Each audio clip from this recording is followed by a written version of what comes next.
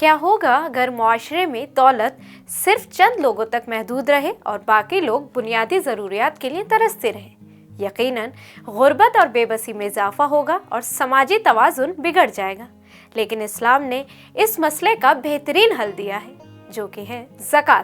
جی ہاں، زکوٰۃ محض ایک مالی فریضہ نہیں بلکہ ایک ایسا خوبصورت نظام ہے جو ثقافت، ہمدردی اور انصاف کا درس دیتا ہے۔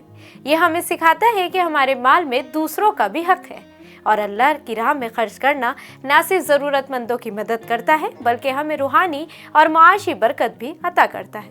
خاص طور پر رمضان میں زکوٰۃ کی ادائیگی کو بہت زیادہ اہمیت دی جاتی ہے، کیونکہ یہ مہینہ نیکیوں کے اجر کو کئی گنا بڑھا دیتا ہے۔ یہی وجہ ہے کہ نبی کریم صلی اللہ علیہ وسلم رمضان میں سب سے زیادہ سخاوت فرماتے تھے اور دوسروں کی مدد کے لیے دل کھول کر خرچ کرتے تھے۔ کیا آپ کو معلوم ہے کہ آپ پر کتنی زکوٰۃ فرض ہے؟ کن لوگوں کو زکوٰۃ دی جا سکتی ہے اور کن کو نہیں؟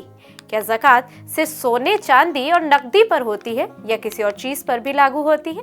آئیے آپ کو بتاتے ہیں۔ آداب، میں ہوں آپ کے ساتھ آمنہ فاروق اور آپ دیکھ رہے ہیں آواز دی وائس۔ زکوٰۃ اسلام کے بنیادی ارکان میں سے ایک اہم رکن ہے جو ہر صاحب نصاب مسلمان پر فرض ہے۔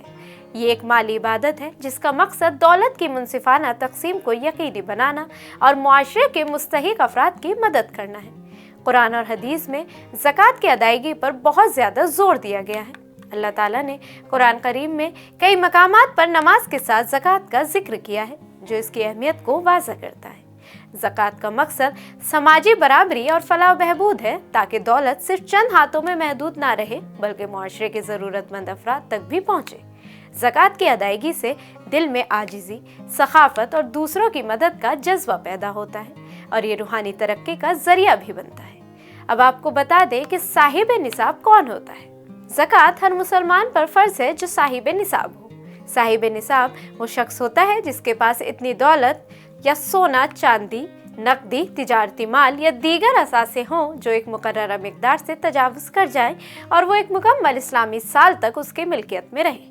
نصاب کی مقدار سونے اور چاندی کے وزن کے حساب سے متعین کی جاتی ہے، جیسے سونا 87.48 گرام 7.5 تولہ، چاندی 612.36 گرام 52.5 تولہ۔ اگر کسی کے پاس ان مقداروں کے برابر یا اس سے زیادہ مال ہو تو اس پر زکوٰۃ فرض ہو جاتی ہے اور اسے اپنے مال کا 2.5% سالانہ زکوٰۃ کے طور پر دینا ہوتا ہے۔ اب آپ سوچ رہے ہوں گے کہ زکوٰۃ کن لوگوں کو دی جا سکتی ہے؟ زکوٰۃ صرف مخصوص افراد کو دی جا سکتی ہے جن کا ذکر قرآن میں کیا گیا ہے، یعنی فقیر، وہ لوگ جو انتہائی ضرورت مند ہوں اور بنیادی ضروریات پوری نہ کر سکتے ہوں، مساکین، وہ لوگ جو فقر و فاقہ میں زندگی گزار رہے ہوں اور کسی کے محتاج ہوں۔ غلاموں کی آزادی کے لیے قدیم دور میں غلاموں کو آزاد کرانے کے لیے زکوٰۃ دی جاتی تھی۔ قرض دار افراد، جو لوگ قرض کے بوجھ تلے دبے ہوں اور اپنی ضروریات پوری نہ کر سکتے ہوں۔ اللہ کی راہ میں دین کی خدمت اور فلاحی کاموں کے لیے مسافر، ایسے مسافر جو سفر میں مالی مشکلات کا شکار ہو جائیں۔ زکوٰۃ کی ادائیگی سے جہاں مال پاک ہوتا ہے وہیں یہ سماجی انصاف کو یقینی بناتا ہے۔ زکوٰۃ اسلام کا ایک ایسا فریضہ ہے جو فرد اور معاشرے دونوں کے لیے فائدہ مند ہے۔ یہ نہ صرف دولت کی تقسیم کا ایک بہترین ذریعہ ہے بلکہ یہ دلوں کو صاف کرنے اور اللہ کی رضا حاصل کرنے کا بھی ایک اہم ذریعہ ہے۔